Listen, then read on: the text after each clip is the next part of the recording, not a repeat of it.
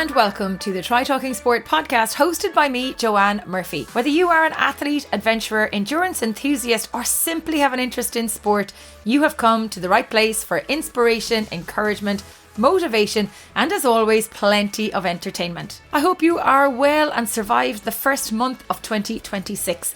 It feels like we have had nothing but grey and wet weather for weeks in the west of Ireland. Thankfully, the mornings and the evenings are getting lighter and the brighter days of summer don't feel too far away. My 2026 announcing season kicked off this month and really starts to ramp up over the coming weeks. I had great fun in Dundalk at the Lifestyle Sports Half Marathon and 10k earlier this month despite the miserable weather early on race day. Then I was in Cork and Dublin for the Run the Night series, 5 miles of running and fun in support of Little Blue Heroes. This coming weekend I'm hosting the Galway Bay Rugby Ball. Next week I'm in the north to host a conference and then I'm off to South Africa for 3 weeks. I've never been to South Africa, so I am totes excited for this trip. I've taken a notion to take part in the Cape Town Cycle Tour on the day after I arrive in South Africa. It's 109 kilometres with approximately 1200 metres of elevation, so I have been cramming on my bike like mad in the wild wind and rain these past few weeks. Hopefully, I will have enough done to get through it and enjoy it. I have made peace with the fact that it will just be a long day out in the saddle, but what an opportunity to explore and enjoy an incredible cycling adventure in Cape Town. I'll be joining Paul Kay at the back of the pack in the final wave once he has finished announcing the starts, and then off we'll go. I think there's about 25,000 people taking part, so hopefully I won't be last across the finish line, even though I may be last across the start line. After the cycle tour, I'll have a few days of chilling and exploration in and around the Cape before heading to the ABSA Cape Epic 8-day mountain bike stage race. I've never been to that event, obviously, either, and so I am very excited to be there at this race, part of the Epic series. In the midst of my cramming for the cycle tour, I have managed to keep some consistency with my running too and have a 21k trail run on the horizon in Croatia in April. I'm not 100% convinced that I'll be doing this, but once the cycle tour is done, I will be switching my focus to run for a few weeks and hopefully I can conquer the trails in Croatia. Now, my swimming has completely taken a back seat, but I have been going to a boot camp circuit class in the train station gym in Galway these past few weeks, and I am loving it. It is so much fun. Now, don't get me wrong, it's a tough workout, but the crack and the fun is mighty. Even on the dreariest of days here when motivation is low, I've been dashing out the door for the class. Have you signed up to your races for this year? Have you any challenges or events that you're excited for? Be sure to get in touch and let me know about them. I'd love to know what you're getting up to. If you are looking for some additional motivation and entertainment in between episodes of this fine podcast, be sure to check out the weekly Feisty Triathlon podcast hosted by myself, Katie Zafiris and Kelly O'Mara, where we chat all things women in triathlon, we catch up with the racing news and gossip, and we chat with a whole host of guests. You'll find it wherever you get your podcasts, and it's well worth tuning into. If you are ramping up your training as we start to embrace the racing season, be sure to add some Nuasan products to your kit bag. From their body wash and moisturiser to my favourite product, the CBD muscle gel, you can avail of a 15% discount on their products online on www.nuasan.com using the code TTS15. They are simply brilliant products and I really don't go anywhere without them. Speaking of discounts, there are a number of events listed on the Try Talking Sport website at the moment that have discounts available, including the Castle Race Series events across the UK, as well as Loch Cutra Castle Triathlon in Galway and the Tribesman Triathlon also taking place in Galway. You can check them out on www.trytalkingsport.com. If you have an event taking place in Ireland or the UK this year and want to get the event listed on the site for free, please do drop me a message and we'll get that sorted. Now, it is time to meet this month's guest.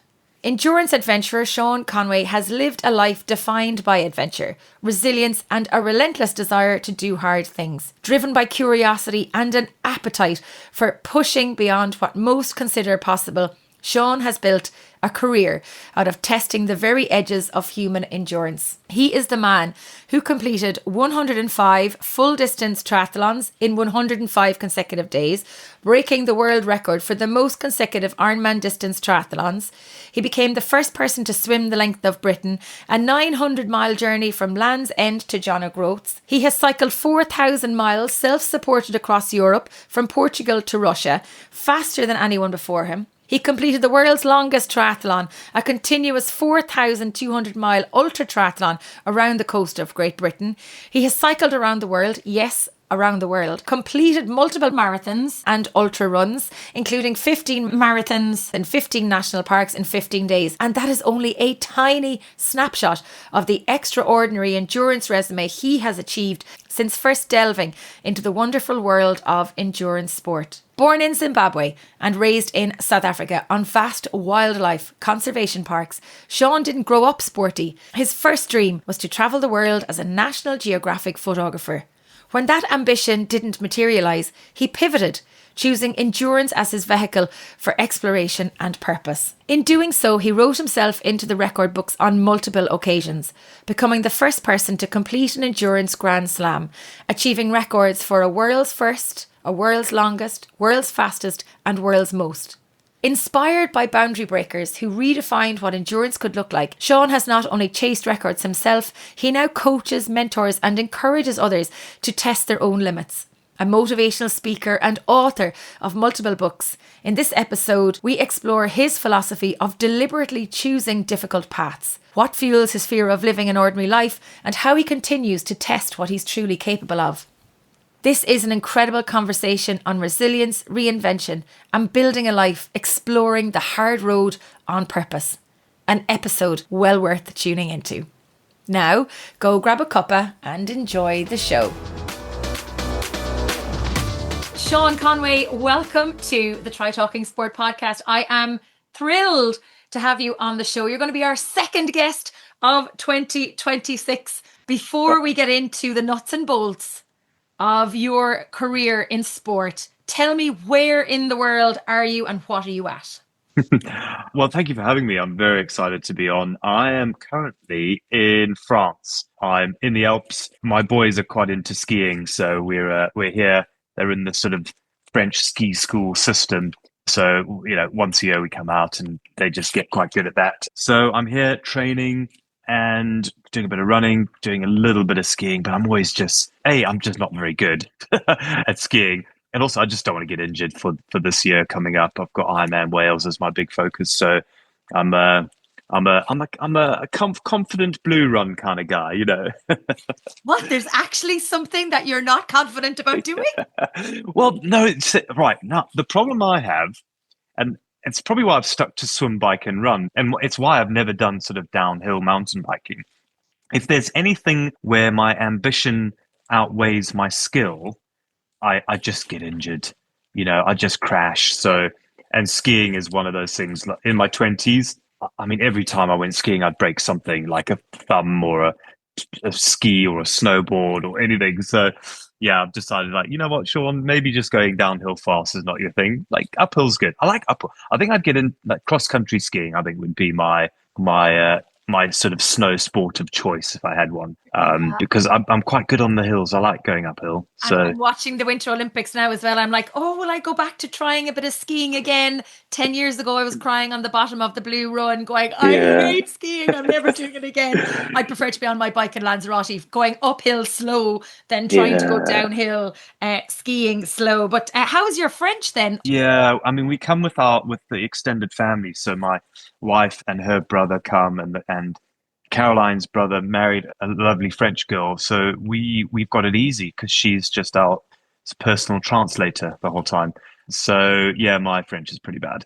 My excuses. I was born in Zimbabwe, grew up in South Africa, and I spent my entire childhood learning Zulu and Afrikaans. So in my head, my brain is full with other languages. So I only have some bold words in Afrikaans, and then I also have lekker brew. So, it's Lekker lekker, brew. lekker to have you on the show. So shout out to all our South African listeners. But you also have an Irish connection, Sean. What is that about? Yeah, totally. So great granddad was from Roscommon, a little town called Tulsk. We actually had a big family reunion there 2 Septembers ago and went back and found the old farmhouse. So yeah, I mean, he just was having a bit of a rough time and went to Africa and found his way into in Zimbabwe and yes, I was born in Zimbabwe and then sort of have done a full circle and have now sort of back in Europe. So yeah, no, full on Irish family. And even when I grew up in Zimbabwe, I felt Irish, because we all talked about it, and we all, you're sort of quite connected to your history and where you're from, even if you're born in Africa. So it was, I always felt really connected. So yeah, I can't wait to come over next week. Yeah, you're going to be doing a tour of Ireland from the 25th of February to the 7th of March. Where are you kicking off the shows? Oh, Belfast is the first one, and I couldn't tell you where the others are. They're all Well, around. they're all around, yeah. Yeah, you go to seanconway.com, you'll find all the dates. Yeah, I'm a sort of a very last minute planner. So because I like, you know what?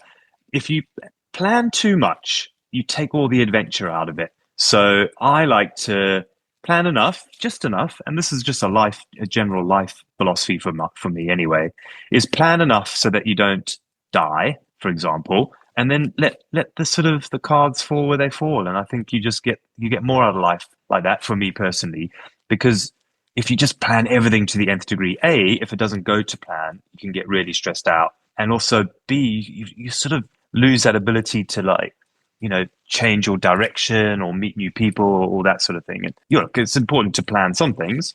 I've got Ironman Wales coming up, so there's a very big important plan in place to make sure that goes smoothly. But for some things, I think you should just, see what happens. I think that's important. You didn't strike me as a guy that would be a fly by the seat of my pants man when you consider, your world records and the achievements that you've had in endurance sport, because we would always say fail to prepare, prepare to fail. And planning and logistics would be a massive part of what a lot of triathletes would be getting caught up on, and a lot of endurance athletes caught up on. So I'll be interested to hear how your logistics and planning went for all of the feats that you've completed. And I'm very quickly going to mention some of them, because I know there'll be some listeners, Sean, as we mentioned before we started recording, there'll be lots of listeners who'll know exactly who you are, and they will pick me up if I miss anything. And there'll be loads of listeners that won't have the clue from Adam who you are. But I'm going to quickly run through my CV that I have for you, and you can tell me whether I'm missing anything. So you completed 105 Ironman triathlons in 105 days. You broke the world record for the most consecutive Ironman distance triathlons, completing a full Ironman every day for 105 straight days. You took the Iron Cowboys record, I believe, if I'm not mistaken. Yeah. And he has also, did I see on the socials, challenged you to race him in California later this year. We might get into a bit of that later on. You were the first person to swim the length of Britain. A 900-mile swim from Land's End to John O'Groats took you 135 days. You completed the world's longest triathlon, which was a continuous 4,200-mile ultra triathlon around the coast of Great Britain, combining swimming, cycling and running. You had the fastest self-supported cycle across Europe, 4,000 miles from Portugal to Russia in 24 days, 18 hours and 39 minutes. When did you sleep? You ran the length of Britain as part of your ultimate triathlon. You've done multiple marathons and ultra runs, including 15 marathons in 15 UK national parks in 15 days. Did you complete a race around the world? I've cycled around the world, but I got run over in America. So the record was off after I got run over, but I carried on anyway, Wow. with sort of new objectives and purpose and goals. But yeah, that was sort of the first one. Yeah, it's weird now.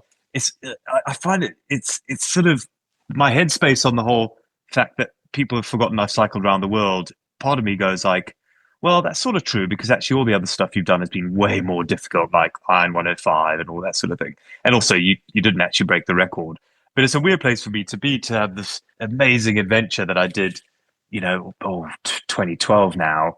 and it's just sort of fallen by the wayside because of all the other things I've done, which part of me is kind of proud actually, because I could have quite easily just settled on that ride and gone like, oh well, it didn't go to plan. Maybe I'm not very good at this, but instead I actually decided to up my game and go, right, well, that didn't work out. Let's capitalize on what you've learned from that, and let's go bigger. Let's go bigger and harder. Not always longer, because that was the longest thing I've done, 150 something days. But I'm really proud of myself actually that all these years later I have still kept pushing my own personal bar just to see how far I can push it. Really. Did I miss anything in my lineup on your CV? No, I don't think so. No, I think that's it. I mean, I Incredible. yeah, I need to go. Sometimes I need to go check my own website on some of the things. No, I think you nailed it. Well done. Yeah, Wow. good. That was good. And there's one thing missing from your tool belt. And I Oh, only tell came me. across this information today, is that you've never actually crossed the finish line of an Ironman. Nope, That nope. Ironman Wales will be your very first Ironman. This is going to be my very first Ironman, and it's actually going to be my second ever official triathlon. I've done a double. I did a continuous double brutal in Llanberis as the first ever triathlon I've ever done as an official part of an organized event. So yeah, no, I'm really looking forward to Ironman Wales. I live in Wales. I married a Welsh girl, so I'm very, very looking forward to seeing. It's a very new discipline for me because it's just I have to do a whole new different type of training compared to what I'm used to. I have to get faster. I got to do a lot more VO2 max stuff, a lot of LT2 stuff. Whereas before it was just it was a volume game. It was just do hours and hours and hours in zone 1 and 2. So yeah, I'm really looking forward to it actually. Yeah, it's gonna be good. It's gonna be good. Don't ask me what time I'm gonna go for because I don't know yet. I wasn't going to ask you what time. I think it's probably a foregone conclusion that you'll complete the race, well within Oh the yeah, 17 hours, yeah, unless yeah. something drastic happens. So then why now sign up to do an Ironman? What is the why? What is the reason why to finally cross the finish line and hear those magic words? You are an Ironman, because this will be the first time you'll ever have heard them. 100%. Yeah, I for the last 15 years, single day events have just not been exciting for me. It wasn't my skill set. It wasn't something I was interested in. I've always sort of said I'm only ever good after 2 weeks. So you give me any old race or any challenge that's 2 weeks or more, and then I either start getting better after 2 weeks, or the people I'm up against give up. I don't know what it is, but I thrive in 2 week long challenges or more. But now, in the last couple of years, since Iron 105, really, which really just was a whole new level of pain and misery and discomfort and resilience and all that, I started to sort of question, like, why don't you just see what it's like to train and work towards, really putting all your all into to single, maybe not just single day events, but sort of events that are like 1 or 2 days long, like the double brutal was 40 something hours. And actually, once I started doing the training and it was a different type of training, I started to really enjoy it. And I thought, well, you know what, I really would like, because I always knew I was going to do an Ironman. It's obviously, it's such a triathlon has been in my blood for 15 years, and Ironman do such a good job at it. So I was always going to do one, but I didn't want to do it until I was really excited about doing it. And that happened sort of last year, really, the beginning of last year. And I thought, well, you know what, I think like next year, 2026 is my year to do one. And actually, I'm really enjoying it now. I coach people to do Ironman as well. So I've got a whole bunch of us, and I'm coaching specifically for Ironman Wales as well as a whole bunch of other races. And it's just become this really fun community because, I love doing the multi-day stuff, but it's a bit lonely. I'm always on my own. I'm inventing my own records and then trying to break them. And I'm now finally doing something that, 200,000 other people do between fulls and halves. And I'm loving it. I'm really finding that the Ironman community just such a good community. Really way better, way better than I thought it would be. And yeah, so I think I'm on this new path. I still will do the long stuff. Like I've got a couple of big plans, but I'm increasingly getting more excited about shorter things, 1 day events. So Yeah, so Ironman Wales. It was always going to be Ironman Wales. I was there waiting for the 1 o'clock sign up, and I think I signed up at like 2 minutes past one. So I was keen. I was very keen. I love it. You will really enjoy the start on the beach. It is just one of the most iconic start lines in the world. I've been at lots of races with Ironman, thankfully, but Ironman Wales, it just every single time my heart rate goes through the roof. I get goosebumps at the Welsh national anthem, and I'm a proud Irish woman.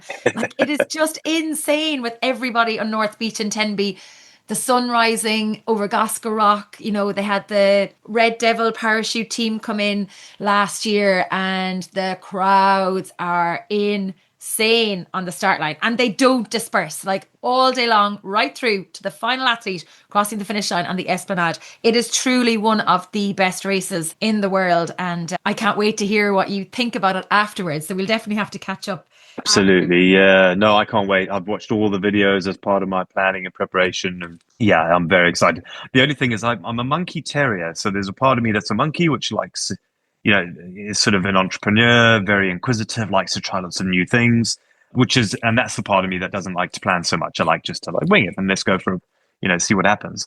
But I'm also a terrier, and the terrier in me has one job, just to chase something. And I need to be really mindful that the terrier might get very carried away with all the crowds on the side of the road and then overcook it on the bike, especially, and just push way too much power and then blow up on the run. So I'm going to look at my power meter and my heart rate and play that game very sensibly, hopefully. Yeah. Watch the space. Yeah, and fingers crossed the weather will play ball as well in Wales. Although we had good weather last year in 2025. We had a lovely day from what I remember. We've had some really Yeah. crazy weather days, but you're well used to it. You're living in Wales. It'll Well, be no, warm. I want the bad weather actually. You want Yeah. the bad weather. I'm good in it. Like, give me massive waves. It's nothing compared to swimming the length of Britain. If it's windy or cold, it's not as bad as that time I got chased by tornadoes in Oklahoma. And if the run is again, miserable, I'm like, well, actually, I've had way worse. So, yeah, no, bring on the bad weather for A me. good attitude for you to have, but not for all the first time athletes that are going to be lining up going, please, Sean, don't be Yeah, manifesting that kind of yeah, weather for us. yeah, Or the team, yeah. indeed, Don't worry, I won't. manifesting the dodgy weather. I want to go back just a little bit. You were born in Born in Zimbabwe, Zimbabwe, yeah, grew up and in South then Africa, grew up in but you South have Africa. a really unorthodox childhood because did you grow up on like a national park or something? Yeah, in a massive wildlife park, 100,000 hectares of conservation area with lions and elephants and rhinos and that. My dad was a head of conservation for the park, Shishlui Umfolozi Park. We lived in multiple parks, even in Zimbabwe before we moved to South Africa. And my dad was head of rhino and elephant basically conservation, making sure they don't get poached, running conservation projects, from all levels, from the checking the fences to making sure poachers don't get them, birth control, transport, moving them, distribution of animals when they overpopulate an area, because you don't want to go in and have to cull them. So you sell them or give them to other farmers and they were very successful. The game reserve I grew up in, the white rhino was nearly extinct in the sort of the 40s and 50s, and then through just a really good conservation, it's now the white rhino not even endangered. It's still protected, but yeah. So I grew up in this crazy sort of getting annoyed because the elephants were blocking the road, and you would go, "Oh God, get out of the way! I want to go for a swim." Did you Um, hear yourself? You're getting annoyed because the elephants are crossing the road. We it get got stuck behind the annoying. sheep and the cows over I here. know, but they would, because they don't want to walk off the road because the road is nice and smooth and they don't get scratched and they don't get thorns in their feet. So they just walk down the road for hours, and you're like, come on, and there's 100 of them as well. So yeah, it was, yeah. I mean, as I say it, I realized I had this really incredible, mad childhood, which was very adventurous, and it's sort of partly probably why I've chosen this life career of sort of adventure sport type thing because of this wild African upbringing, and I love it. Yeah, I loved it. I was just back there a couple of weeks ago, and I remember driving down the game reserve, and I was a bit sad. I was like, my boys will never have this sort of African upbringing, And then I phoned Caroline. I was like, should we do like a year in Africa? And she was like, yeah, let's do it. And I was like, oh, that is exciting. So, again, that's sort of just something I would like to share with my boys is that wilderness, because, from our house where we lived in the game reserve, you couldn't see anything. As far as the eye could see, it was still wilderness area that hadn't been touched by humans ever, for millions of years, other than potential sort of hunter-gatherers moving through it a long time ago. But for the most part, it was sort of just dense forest and that sort of thing. And that vastness and that expanse, just there's something about it that just really gets into your soul. And what kind of a kid were you growing up? Were you into sport? Were you adventurous? Were you curious? Yeah, so I was definitely adventurous in my mind. I was curious about everything. I like to work out how things work, but I wasn't into sport. In fact, I was terrible at sport. In fact, I only started sport in my 30s. I mean, I did sport at school because I had to, but South Africa was a very rugby playing nation, and I was tiny. I mean, I'm still small now, but I was so small at school. They dare not put me in a rugby team. So I just didn't feature in sport and just thought, wow, maybe it's just not my thing. I got into photography. So that was my passion as a kid. So from about the age of 10, I really truly believed one day I was going to be a National Geographic photographer. So I was going to, yeah, I was going to be adventurous. I was going to travel the world. I was going to photograph these amazing tribes and people. And that fueled me from when I was 10 all the way through till I left school, and then carried on to be a working photographer. But that's sort of where I then made many mistakes. Instead of sort of chasing the dream and chasing difficult things, you know what I did? I landed up lowering my ambition just to increase my chance of success. So I say this to all my athletes. When people come to me and they want to be coached for an Ironman, they go, oh, well, I really think I want to do a full, but I don't know if I could do it. So I'm just going to do like a sprint triathlon first and see how I feel. And I've done that, because the problem is with that is you don't really put your heart in it, because your heart really wants to do a full, right? And you go, well, I'll just do the easier one. And that's what I did in photography. When I wasn't getting the big National Geographic jobs, I settled for the easier one. And then I failed at that. And now I'll try something easier then. And then, 10 years later, you've still not done your full. So I'm now a big believer of like, if you want to do a full, sign up to a full. You maybe not sign up for it this year, but maybe sign up for it next year or the year after, and work your way up to it. With that being the main goal anyway, because you'll land up doing a sprint, you'll do an Olympic, you'll do a half in the journey to the full, if you know what I mean. And yeah, I just wish I'd sort of been strong enough for when in my 20s to really not care about failure as much. Because I think that was the root cause of it. I was like, oh, well, I'm not going to try and get these really difficult National Geographic jobs, so I'll just do something similar, which for me landed up being school portrait photography. School photo day when you sit in front of the mottled background, and I now buy those pictures of my kids at school, and that's what I landed up doing all the way until I was 30 years old, and then had a midlife crisis. I was like, all right, what am I doing? This is not this wasn't the path, the plan, the goal, the dream, the ambition. So why endurance sport? What was the draw to endurance sport? So it was very practical, actually. So the original dream was I was going to travel the world as a photographer. So there was a practical element of me, going off and seeing far-flung places. And I was going to work for National Geographic magazine and photograph whatever.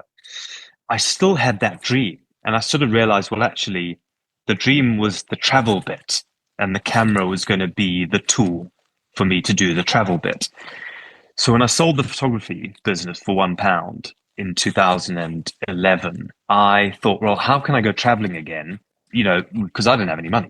And I was like, well, maybe if I break some sort of world record that has a travel element to it, maybe I'll get some sponsorship. Because I'd seen, I'd seen people climb Everest and rode the Atlantic, and they all seemed to have these like logos of different companies and brands. I thought, well, this must be a thing.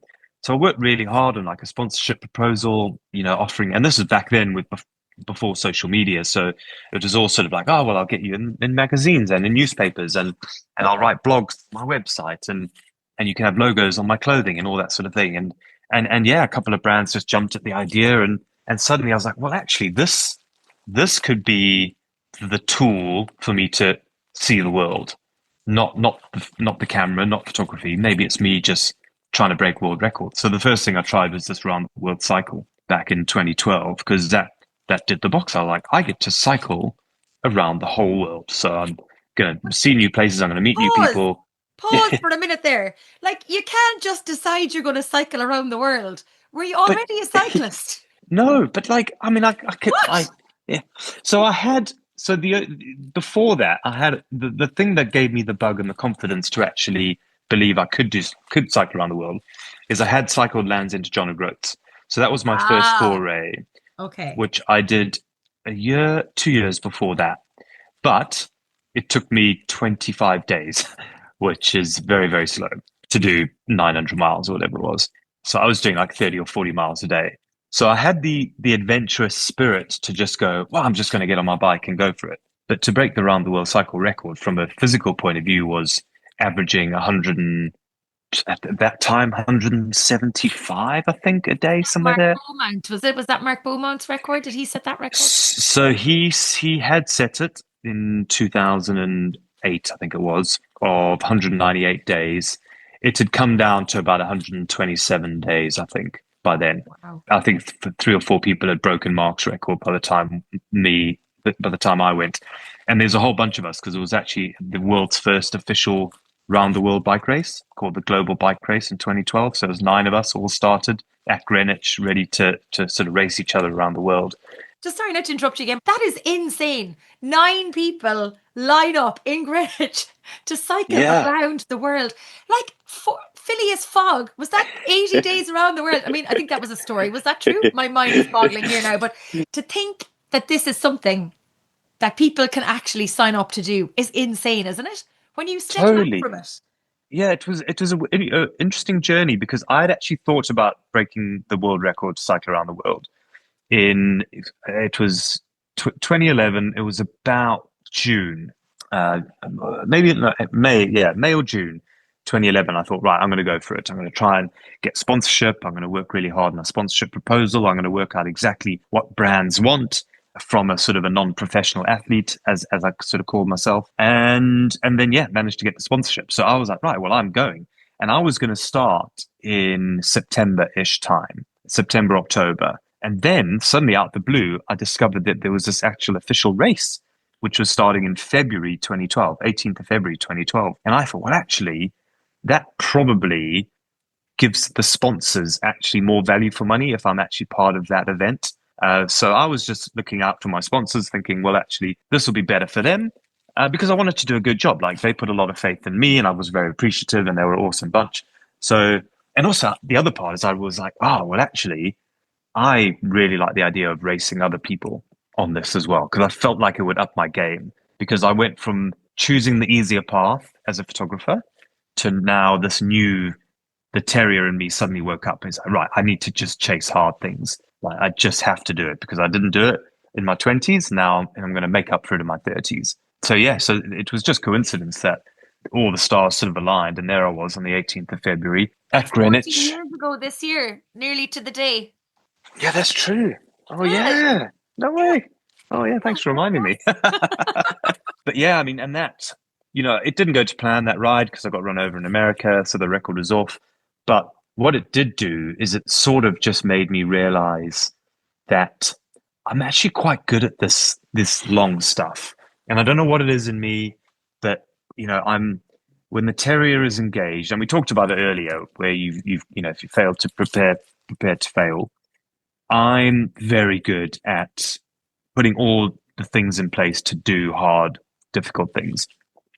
And over time, I've developed these things called the 10.5 pillars of endurance, which if you want to do something difficult and long, from, more than a marathon, probably an ultra through to multi-day stuff. If you nail all these 10.5 pillars, and I've developed those over time, but I'm quite nerdy when it comes to looking at the overall picture on something. So I'm not just looking at fitness and conditioning. I'm looking at, weather conditions, road quality. I mean, when I cycled around the world, I was spending hours on Google Street View or Google Earth back then, just to look at roads with hard shoulders versus roads with no hard shoulder and that sort of thing. So I really do a deep dive into all these sort of things. And that's the terrier in me. That the terrier in me just has to chase hard things, and and I'm sort of just good at it, and that's sort of why I've carried on doing this. Because even though the round the world didn't work out, I could have easily gone, oh, that didn't work out.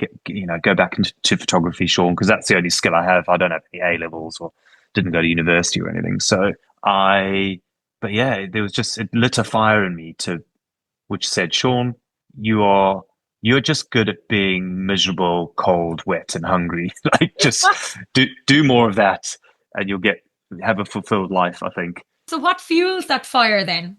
I don't. Yeah, I think I I have this fear of being normal. That's definitely true. I was I must have had some positive feedback loops as a kid for living in the game reserve because even in South Africa, I had an unusual upbringing. Even all my friends at school were like, "Wow, you live in the bush with lions and rhinos and elephants." So it was even unusual in South Africa. So and I've always wanted to do things differently, but not just for the sake of it. It's just genuinely attracted me. Like if I had my way, I'd live in a lighthouse or something. But Caroline says no, so we now live I in a think you'd bungalow. be bored. Uh, I think you'd probably try and swim from the lighthouse out to the naval ship, maybe 500 miles out to sea. yeah, totally. You're probably right. So then you mentioned Caroline and your two boys. At what point did you meet Caroline? Has she been on this endurance journey with you? Or like what part of your stage of life did she come into your life? And then what ages are the two boys that like, are Yeah, they part of the inspiration to keep pushing boundaries, to keep, chasing those goals and proving every time that you can do extraordinary things? yeah, totally. So I met Caroline in my mid 30s. I was already fully in sort of, I guess, if you call it a career, this was my full-time thing. Going off breaking records had become my job. So by this point, I'd had TV deals and book deals and big sponsorship deals and all that sort of thing.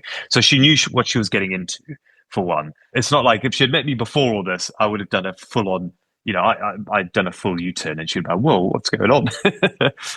But yeah, so she knew this and she's also mega adventurous. Like she does, swim, bike, run as well, does her own little challenges. So yeah, we're a good team like that.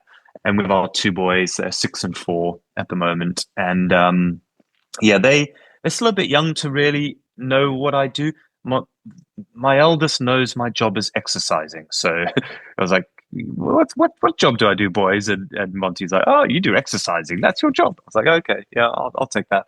So they're a little bit too young to understand, but yeah, of course, I'd love for them to sort of take inspiration from me, as any parent would. Yeah. I have this vivid, this one of my, whenever you have a hard thing to go for, I think you should dangle carrots, dangle as many carrots in front of you to make you keep going. What is your why? A big why for me is in about 15 years' time when they both sign up for their first Ironman and they come home broken, and I'm sitting there in the chair leaning back, and I go, you don't know pain, boys. Go out and do another 104. And the look on their face, I'm going to chuckle a lot at that. So yeah, it is a fuel for the fire, of course, but not just my kids. I think all kids, and actually, I think most kids now are very adventurous. I think kids want to do hard things, and I don't think we give them enough credit. I do a lot of stuff with youth sport, and actually, most kids, given the chance, will rather go and play in some mud or jump on their bicycle and cycle around up and down a hill through a forest, which is really good to see. It's really good. So I'm hoping I can leave a little bit of a legacy there for them and anyone else who really kind of follows me and watches me, really.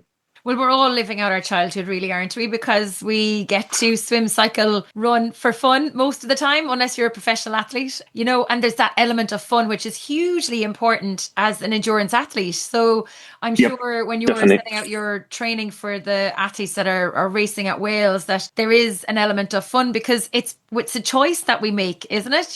We don't Yeah, have to do this. We get to do this. We're very privileged to have the opportunity, to have the ability to take on hard things and to challenge ourselves, to find ways to push through boundaries that ordinarily we wouldn't even think of doing. I mean, did you yeah. think when you were 16 years of age that you would have sold a business for £1 and in 20 years' time would be racing around the world? No, of course not. No, I mean, no one thinks that. My job wasn't even created back then. Well, exactly. Yeah, exactly. No, I mean, I always, so with my athletes, I do say, look, training for an Ironman is difficult.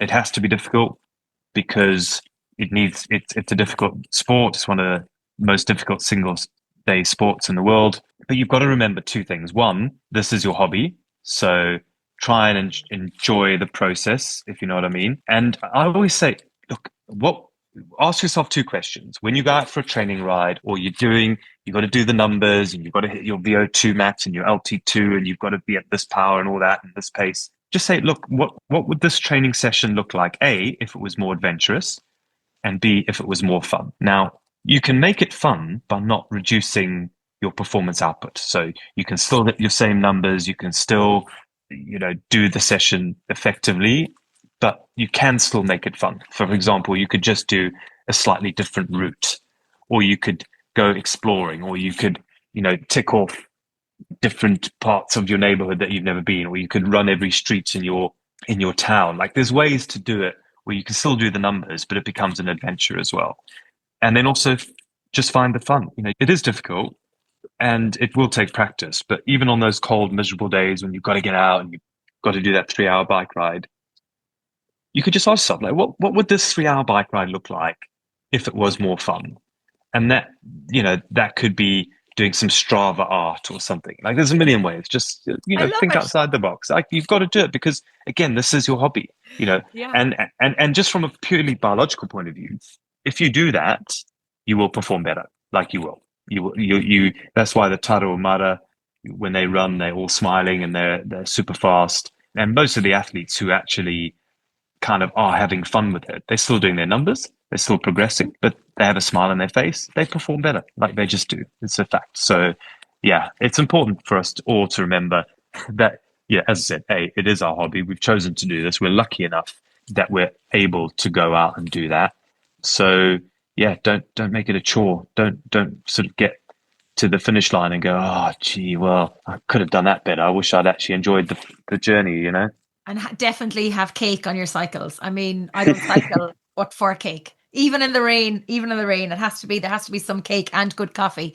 So Absolutely. Then, Sean, if we take it back to your own racing and looking at the 105 long distance triathlons in 105 days, was there a day within that where you genuinely thought that you might fail? Or was it an ebb and flow kind of a situation? Were there days really where the hardest thing to do was to wake up the next morning and go swim, bike, run again? Yeah, I mean, so the first question, was there a day where I thought I might fail? Day two, and day three, I picked up a knee injury on day one through just a complete fault of my own. I'd done a bike fit on a previous bike of mine, and then I'd got a new bike. And when I asked them to build my new bike for Iron 105, I asked for shorter cranks because I'd had 172 cranks and I wanted like 165s or something. And then when I just totally forgot to change my saddle height.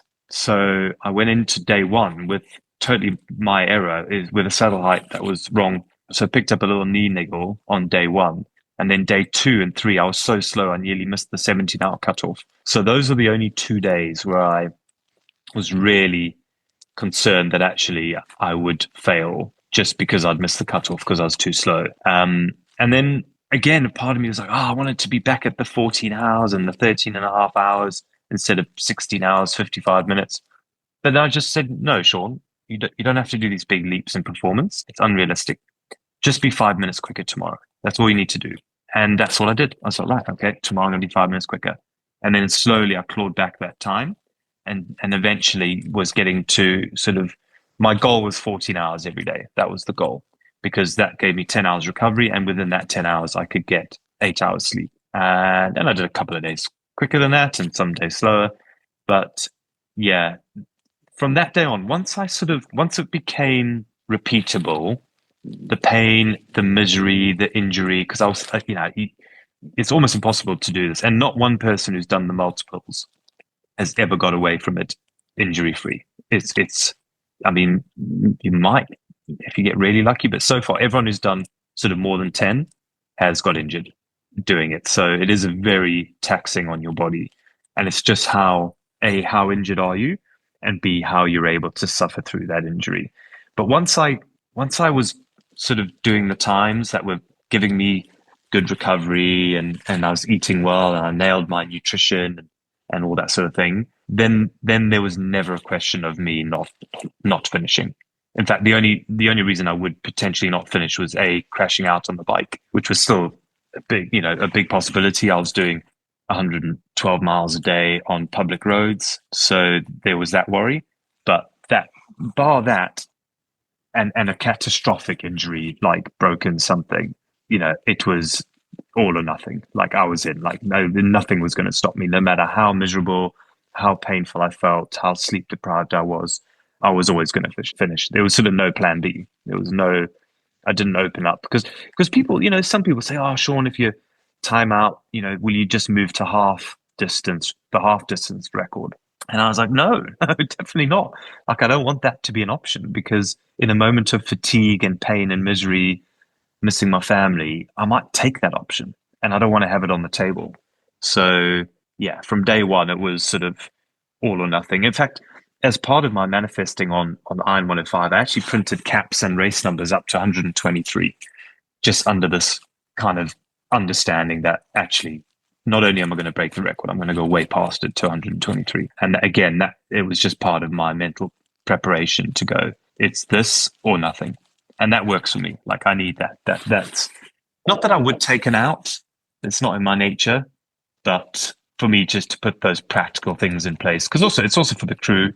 If you start talking about like potential plan Bs, like it's a mixed message for the crew and people who've supported me. So no, It yeah, becomes almost too easy to move to plan B when the going gets tough, doesn't it? potentially, yeah, potentially. But even if it's not your fault, like someone could genuinely have kind of driven into me. Let's say someone had driven into me and I'd had like a stress fracture in my leg or something bad.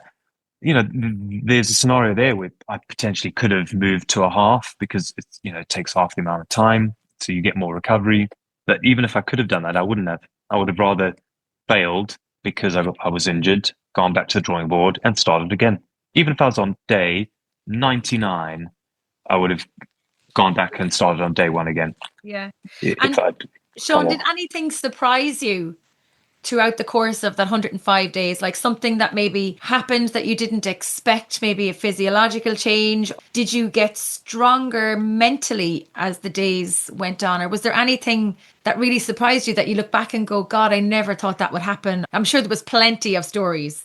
Yeah, I mean, the community side surprised me. I really expected to be out on my own a lot, but there was very few days where, because people wouldn't join me for the whole day, but people might come and join me for like, 10 miles on the bike, and then, 5 miles on the run or something. And that was amazing. So that was just incredible, and community is the 10th pillar actually in the 10.5 pillars. And it's really important because together I just got that motivation, and people were coming and doing PBs with me. Some people had run their first ever marathon with me. Someone had done their first ever 100 miles on the bike. And, that was really surprising from a sort of a community point of view. The physical side, I really got surprised at how it just became my normal. Like, even though it was really painful, like the pain is the thing that be the lasting memory of it. It wasn't really like I was fatigued, but the fatigue with physical pain every day because of knees and ankles and then lower back, and then it would just move around. It would just be from one part of my body to the other part. Plantar fasciitis on both feet for the last 20 days or something. You know, even with all that, looking back now, I can't believe that how it was just my normal life. Okay, well, today this is my job. I'm going to go and do it. And then the other thing that really surprised me is how I didn't want to stop at the end. That came as a shock to me. I thought when I got today, well, I had to get to 102 to break the record. I thought I would just fall apart and be like, right, I've got the record, I'm out. But there was a part of me that just was like, I don't want to quit. Like, I feel I've got more in the tank. And I remember it was about day 90 that I breached the subject with Caroline. I said, look, I'm actually feeling quite good. You obviously know I've printed the numbers as part of my manifesting. I feel like I'm going to carry on. And yeah, the look on her face, the words that came out of her mouth were very, very supportive. But, my two boys were very young. They weren't at school yet. Caroline's self-employed. So she was solo parenting two young boys and sort of working full time. And I just thought, you know what, actually, I can't do this to her. This is not fair. So we came up with an agreement. I was always going to do 103 because I wanted to know what it would feel like to do one that I didn't have to do. And then we agreed that I'd flip a coin from then on, and heads I would go again, tails I'd quit. So I wouldn't choose heads or tails each day. That was it. Heads I carry on, tails I quit. And then heads made me do up to 105, and then the coin said stop on for day 106. So I never did day 106, and I'm happy with that scenario because I feel I can just blame the coin for making me quit, so it's not on me now. It was fate. But yeah, exactly. And also, I wasn't really in the business to make the record unbreakable because, like, really, if you've done enough preparation and you've trained enough and you don't get too injured, you can sort of just carry on forever. I think if you keep on top of your nutrition and you don't lose too much weight and you nail the 10.5 pillars, it just becomes your way of life. So I firmly believe someone will do a year of them. And I have said, I'm 45 this year. Oh yeah, someone will do a year. When I turn 50, so it's 5 years time. If no one's done a year on my 50th year, I might have a crack at it. So yeah, you can hold me to that.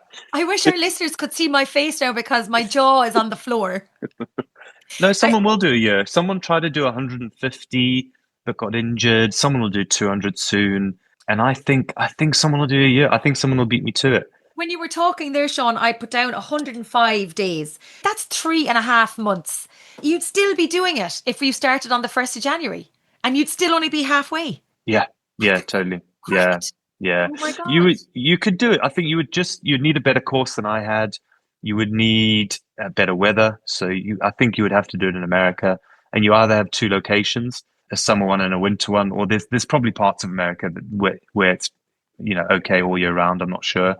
You could play the tailwind game as well. You could swim in a town and then just cycle out following a tailwind and run at the end.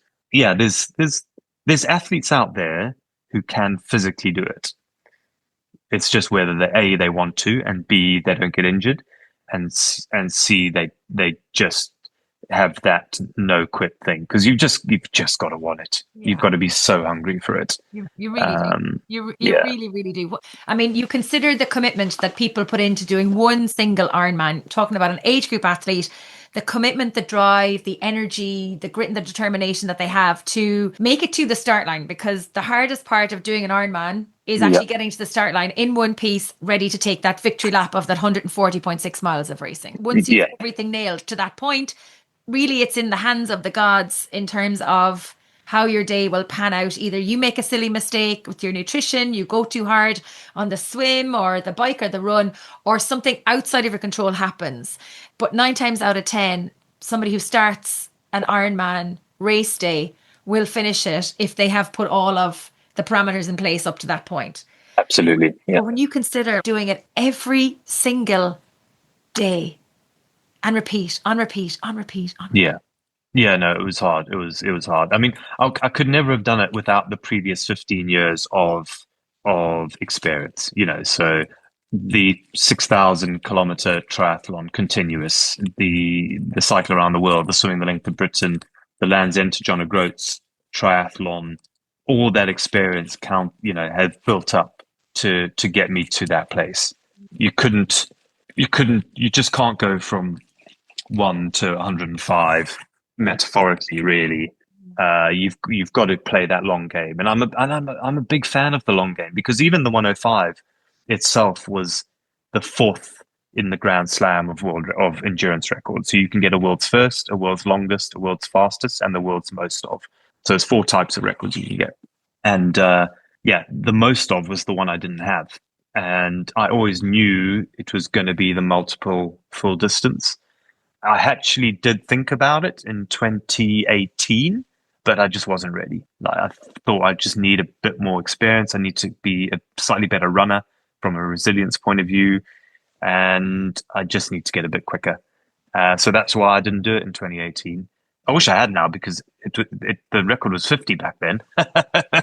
Yeah, so uh, so the Iron Cowboy had the 100 and he did 101. I needed to 101, do James 102. Lawrence. Yeah, And yeah. I mentioned it earlier, he's challenged you to join him for Ironman California. What was his reaction to you taking his record? Like, have you guys been in touch? Are you good buddies now, or are you? Yeah, no, I wouldn't say we're great buddies. I mean, he did sort of say he was going to take the record to the grave. So yeah, I think he was a bit sad when I broke his, which is understandable. Every athlete in the world wants to have the record forever, really. I think, except me, I really don't. But there is a part of every athlete who goes, "Oh, damn it," But yeah, he's been trying to get me to race him for ages, but it's a no-win for me because I think I'm a bit quicker than him now. I've got age. I'm younger than him, so I will have that biological advantage. He has more race experience than me as well, so it would be a good race. But when I beat him, he'll just say, "Oh, I'm a granddad now," which is true. He is a granddad. He's got 5 kids, and one of them just had a little Oh girl, I think. wow! And So he also took part in one of our races last year. I think it was the Croatia Four Islands Epic mountain bike race, five brilliant! stage race as Yeah. well. Yeah. So yeah. So he's a well able to go. I'm sure it'd be a fantastic battle. Maybe we could get a Netflix show on it, maybe or something. I don't Oh know. yeah, I Would that know, be I know. cool? Yeah. It The would be good. battle. It would be good, but I'd still beat him. I'd still beat Yeah. him. I'll have to get him on the podcast and put that to him. So your next big challenge that you've told us about is Ironman Wales. Are there any other things that kind of, whet your appetite for a bit more multi-day endurance adventures? Or does anything Yeah, I've got. between? Yeah, I feel like I've got another big swim in me. I'd like to. Yeah, so I'm exploring something like that. I also feel like I've got another long triathlon in me. Really, like a really long one. I'd like my kids to be a little bit older so they can be more involved with it. But yeah, so nothing yet. Like the terrier in me doesn't want to do 105 days of doing difficult things again, which I'm glad. I'm glad the terrier's sort of taking some time out right now. But yeah, I definitely have stuff in the pipeline. I can't say too much about it. It's not going to be this year or next year, but there will be, yeah, there's a long swim. Don't know what it is yet, Okay. but I'd like to do a long swim again. Well, if you came to Ireland, you could swim from the west coast of Ireland over to the east coast of America. So I've looked into the Atlantic swim a few times actually already. Have you? Yeah, no, I have. I was really wanting to do it about 4 or 5 years ago. Mm. So the biggest issue is logistics. So when you get on the boat each night, you drift, and to get back to the swim spot again, you may not actually be able to carry enough fuel. So you'd have to have fuel drops potentially from other boats, and it just became a very, very expensive endeavor. So, but yeah, the Atlantic. So a couple of people have tried to swim the Atlantic. Some people sort of claim they have swum it, but it's sort of up in the air whether anyone has actually done it by joining all the dots and swum every single meter. But yeah, I'd love to. I'd help Dara. Dara, Dara who's Morgan. yeah. So I was Yeah. I was sort of mentoring him and coaching him for his swim around Ireland, and I Would was you believe I met him for coffee this morning? no, yeah, he's such a good guy, and Yeah. he did that swim under, Around Ireland, yeah. yeah, or under such difficult Mm. circumstances with just the support boat and everything. Like he really nailed that. Like he And was he so he won a resilient. he won a big award in Ireland. He won Outsider Man of the Year Outside Saudi, category. yeah, I Yeah, saw yeah. that. So Yeah, he's got a lot more endurance adventures in him as well. The two of you are like peas in a pod, I think. I know. I was gutted. There was, 3 or 4 times I was trying to get out there to swim with him, but just didn't work with Yeah, life and commitments and family and stuff. But I'll probably try and catch up with him when I'm over next week, brilliant. for the tour. So yeah, And so, Sean, tell me, is there anything that frightens you? Anything that scares you?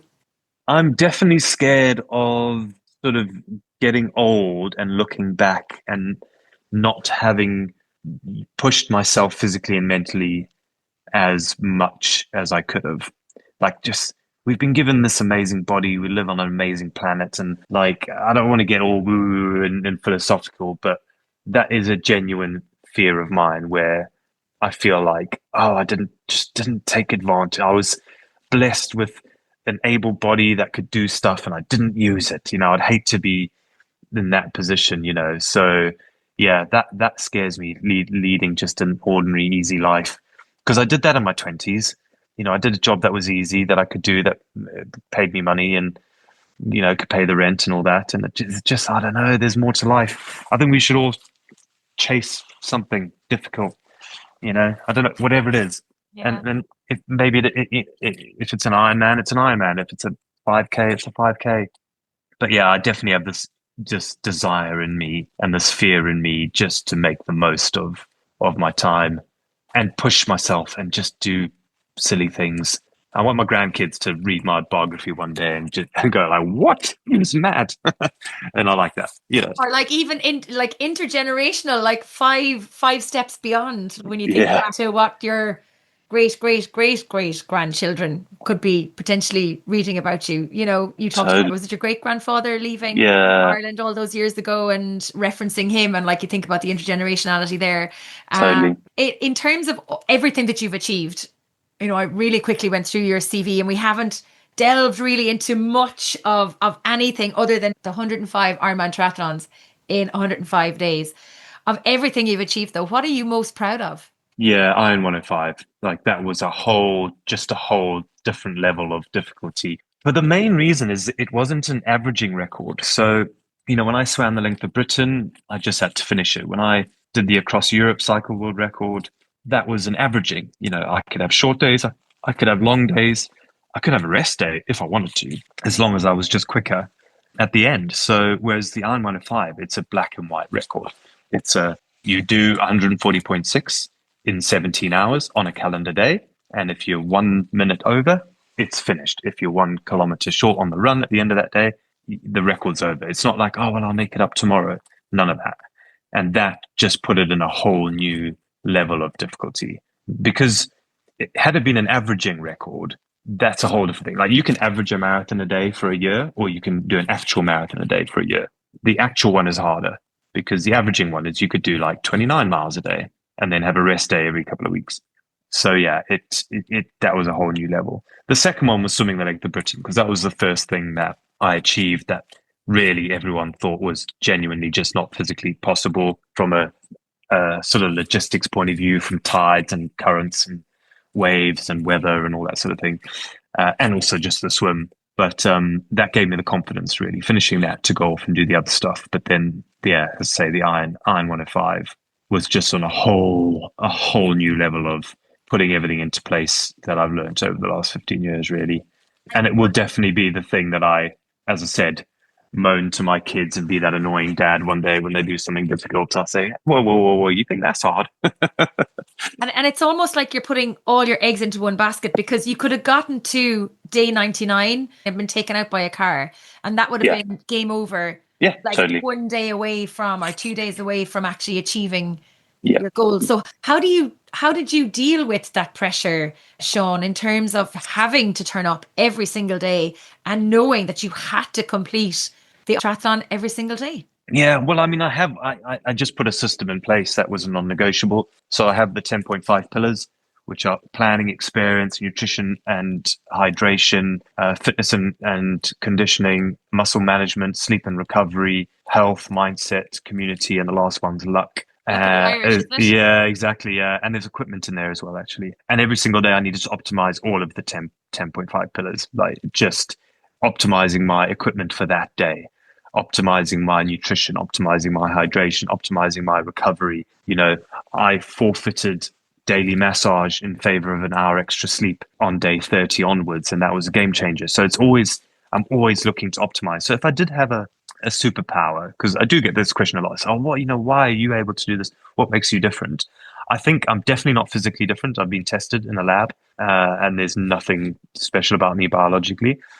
But the one thing I probably am good at is always looking to optimize everything. Because for Iron 105, I had to. If I was a couple of days short on calories, I might lose muscle mass. If I lost muscle mass, I might lose speed and power. Then I'll be slower, and then I get less recovery, and then it's a downhill spiral. So every single day, I'm absolutely nailing it. I nailed the 8,000 calories every single day. I nailed trying to, get. I mean, my sleep wasn't amazing, especially at the beginning, but I nailed trying to get the best sleep I could.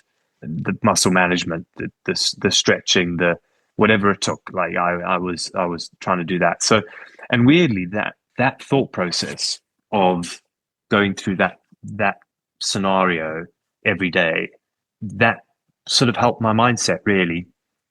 Just thinking like if I was down on time or power or my heart rate was slightly higher, I'd spend, probably an hour thinking about it, trying to optimize it. And that would take my head away from the pain in my legs or my knee or the fact it was pouring with rain or it was cold or I was sleep deprived or I was missing my family. And yeah, that was an important mental part of it really, is just, for me, I'm micro analyzing everything and working out whether and why that's happening. And once I started doing that, I actually quite enjoy it for one. But you start seeing patterns. I know if I had if something like if my power was 10 watts higher on a day on the bike, the following day I'd be about 10 minutes slower almost every time. So because I just didn't sleep as well and the recovery wasn't as good because I just had that power spike. So yeah, and that was interesting to me. So it's all about, for me, being curious and trying to work out how I can optimize it, and that helped with my mental sort of kind of well-being, I guess. Although I think if you met me there, you'd probably say I was quite miserable because yeah, you can be the most positive person in the world, but doing 105 just really, yeah, it takes everything out of you. I can imagine like mile 18 and the marathon on day 98. It will Yeah, actually well, I break mean, my heart. yeah. It was probably from day. Yeah, it was quite funny because when I got to like in the 90s, everyone was like, "You've done it, mate. You've done it." And I'm like, "I still have 12 more to go." And there's only about 30, 40 people in the whole world who've ever done more than 10. So, yeah, but then, yeah, you're running on positivity by then, really. Yeah. So, And adrenaline yeah, and a exactly. cortisol spike, I'm sure, as well. Oh wow. Yeah, I mean my cortisol levels in the first week, my sleeping heart rate was 89 in that first week. I mean now it's like 38. Wow. So yeah, 89 was my average sleeping heart rate just because of cortisol and recovery. And it was just, I mean, Mike Tyson famously said it the best when he was fighting. He said, "Everyone has a plan until I punch him in the mouth." That's, And yeah, yeah. that's what the 105 did to me really. And Sean, if you stopped all of this, if you stopped the endurance sport, if you just woke up tomorrow and said, I'm going to flip that coin, where's that coin I had? And I flip that Yeah. coin, and tomorrow, if it's heads, I'm out, and if it's tails, I continue. What would you do if it was heads and you had to give it all up? So, well, you know what? I love coaching at the moment. I love just coaching people. I only coach people doing half and full Ironmans. So I'm very niche and I love it. I actually used to teach photography back when I was sort of 20 years old. Because I got quite good at photography quite young. So by the time I was 20, I got offered a job at a college to teach it. And yeah, I love it. I really love it. And I love doing a lot of stuff with youth sport. But yeah, coaching people to do mostly fulls is very, very rewarding for me. So I'm really enjoying that. I like writing as well. I've written 8 books. I've got another 3 or 4 I'm currently on wanting to write about. So that's another thing I would focus more energy on if I had the time, is the writing. But yeah, those 2 things probably give me the most fulfillment at the moment outside of training and trying to do difficult things, I guess. And rather than asking you what's the best piece of advice you would give to an athlete who's training for an Ironman 70.3 or an Ironman in the coming weeks, I'm going to ask, what's the best piece of advice you were ever given? Oh, you know what? So when I was cycling, when I was training to cycle around the world, I was cycling somewhere in Cambridgeshire, and what's his name from the one show? There's the one show here. Oh, I forget his name, but he's a presenter on BBC, and he was going around the country in a rickshaw, and he just said, "Sean, the biggest piece of advice I can give you is throw your computer away sometimes and just cycle for fun." And it, and because I was, I can get a bit caught up in numbers sometimes. And now I think we should all ditch the data sometimes. Not always, but every now and then you do the cafe ride, you do the fun run, leave your watch at home. You know what? Your Strava will survive if you don't have one session on it that you missed. You'll be fine. Um, but yeah, just, it was sort of a metaphor for sort of like, this is fun. Like you should enjoy it, find the fun. Don't be so swamped by the numbers. Yes, the numbers are important. And when I'm on Ironman Wales, I will be monitoring my power, my heart rate, and my pace every 10 seconds probably. But in training, ditch the data sometimes, and you'll find you enjoy it more. I love it. Ditch the data. One final question, Sean. There's no doubt that you are an inspiration to people all over the world in terms of what you've achieved, and I'm sure what you will go on to achieve and accomplish in the years to come. You will continue to inspire and influence people all over the world. But I'd love to know, who has been your biggest inspiration? Oh, wow. So many people. When I was a kid, I used to run around barefooted the whole time, and my mum used to call me Zola Bud. I don't even remember Zola Bud. She used to run track barefooted back in the day. Like she used to compete barefooted. And yeah, so I remember from a young age having Zola Bud as she was sort of my inspiration back then. But there's those people, Diana Nyad, who swam Cuba to Florida, Martin Stroll, who swam the Amazon, Amanda Cocker, she's got the most number of miles cycled in a year world record, something like 85,000 miles a year. She did 200 and something miles a day, every day for a whole year. So she was incredible. Dara swimming around the island.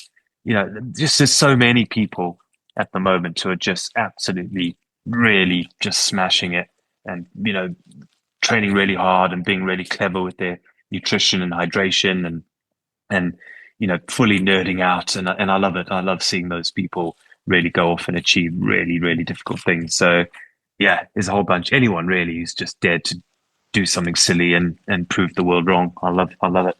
I love it too. Well, Sean, thank you so much for joining me on the show. I can't wait to see you absolutely conquer Ironman Wales, and hopefully I will get to call you across an Ironman finish line one day. I may not be in Wales in 2026, but that means that you'll have to just do another one. The best of luck with your tour around Ireland as well. Hopefully I'll catch one of those and maybe see you in person at some point. But huge thanks for joining me on the show. Really appreciate it. And yeah, it's been great fun. It's been brilliant. Thanks for having me. Cheers. Thanks for tuning in. I hope you enjoyed this episode. You can get in touch with any feedback or guest suggestions by emailing me on trytalkingsport@gmail.com. If you would like to hear more great episodes of the podcast, be sure to check them out on our website or wherever you get your podcasts. There are so many to choose from, so dive right in. You can follow all of our activities and podcasts on Facebook, LinkedIn and Instagram. If you have any feedback or guest suggestions, please email me on trytalkingsport@gmail.com. I would really love to hear from you. Until next time, thanks for listening, stay safe, keep smiling, and remember to look for fun and adventure in every day.